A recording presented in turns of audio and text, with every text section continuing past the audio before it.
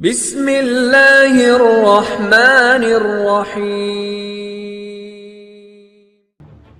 Saat bersamaan Dajjal keluar, Sungai Yufrat tersingkap, bebatuan jatuh, itu Al-Mahdinya sudah ada. Ya. Nah, saya pernah membahas bahwa sangat dikhawatirkan terjadinya dukhon dan terjadinya berjatuhan benda-benda langit itu menimbulkan efek kepada dunia ini, kepada populasi planet bumi ini, sebuah efek yang sangat besar dampaknya, yaitu efek shutdown of modern technology. Ya, teknologi modern tuh mati, macet ya. Nah, selama ini kalau saya baca bukunya Syekh Mubayyad, beliau mengisyaratkan bahwa padamnya teknologi modern itu memang berkaitan dengan jatuhnya serpihan dari langit. Tapi selama ini yang saya baca dari buku beliau, sepertinya dia mengisyaratkan itu terjadi sebelum Dajjal, bahkan sebelum Al-Mahdi. Tapi kalau saya tidak sependapat kalau dikatakan sebelum Al-Mahdi. Saya sangat yakin itu sesudah Al-Mahdi, walaupun boleh jadi bersamaan dengan Dajjal muncul. Kenapa? Karena Al-Mahdi itu pemimpin umat. Kalau seandainya shutdown itu sudah terjadi sebelum Al-Mahdi hadir, berarti ketika Al-Mahdi hadir, tidak seluruh umat Islam tahu Al-Mahdi hadir, padahal dia pemimpin umat. Yang lebih pantas adalah Allah hadirkan Al-Mahdi saat teknologi masih ada, ya, sarana komunikasi, mendengar berita langsung dari jarak yang jauh itu segera, seperti sekarang. Tapi betul, menjelang Dajjal keluar, boleh jadi terjadilah shutdown itu. Dengan membandingkan 4 indikasi yang sudah dipaparkan, jelaslah bagi kita sisi keterkaitan antara tersingkapnya Sungai Yufrat dan peristiwa alam yang menimpa bola bumi kita. Cukuplah kita katakan, semua indikasi ini menguatkan pernyataan kita bahwa tersingkapnya Sungai Yufrat terjadi pada kurun waktu yang sama dengan peristiwa jatuhnya serpihan dari langit, tanda asap dukhon, keluarnya Al-Mahdi, dan munculnya Dajjal sesudahnya. Ya. Nah, jadi saudaraku rahimakumullah, inilah bahasan kita pada kesempatan kali ini, ya, yang intinya membahas kaitan antara tersingkapnya Sungai Yufrat, ditemukannya Gunung Emas, serta peristiwa-peristiwa alam, ya, termasuk munculnya tokoh-tokoh besar.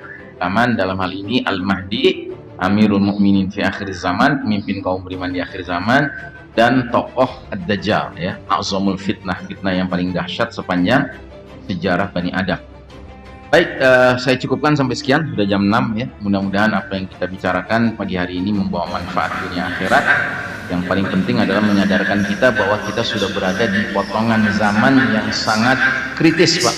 Karena ini sudah di era fitnah Duhaimah. Dan fitnah Duhaimah ini kan fitnah terakhir sebelum keluarnya puncak fitnah, yaitu Dajjal. Makanya kita semua harus meningkatkan, ya, kekuatan hubungan kita dengan Allah Ta'ala, ya. Sebab kata Nabi, iyakhruj wa ana fikum, ya, ana hajijukum dunah. Ya, kalau si Dajjal keluar, aku masih ada sama kalian, cukup akan menjadi pembela kalian menghadapi Dajjal. Wa iyakhruj wa lastu fikum, tapi kalau dia keluar, aku sudah ada. Maka masing-masing kalian harus menyelamatkan diri sendiri-sendiri.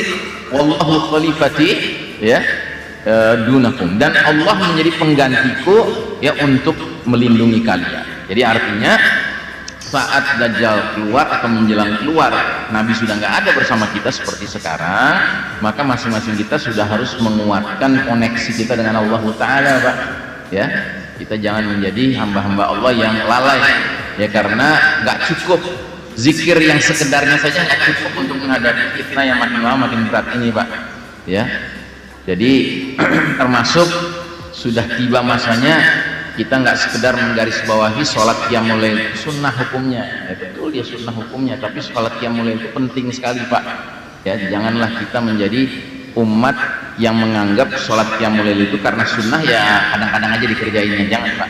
Kita harus menganggap kita ini termasuk umat yang sedang diuji Allah dengan ujian yang sangat berat, dan salah satu sarana yang menguatkan hati kita untuk bisa selamat menghadapi fitnah yang makin berat ini adalah kuatnya hubungan kita dengan Allah, dan salah satu yang paling bagus adalah menguatkan hubungan itu melalui menegakkan qiyamul lail secara rutin Pak, lazimkan qiyamul lail, sholat malam ya. Apalagi hadis Nabi mengatakan afdhalus sholat ba'dal maktubah sholatul lail ya, sholat yang paling afdol, yang paling utama sesudah sholat 5 waktu yang wajib ya adalah sholat malam ya.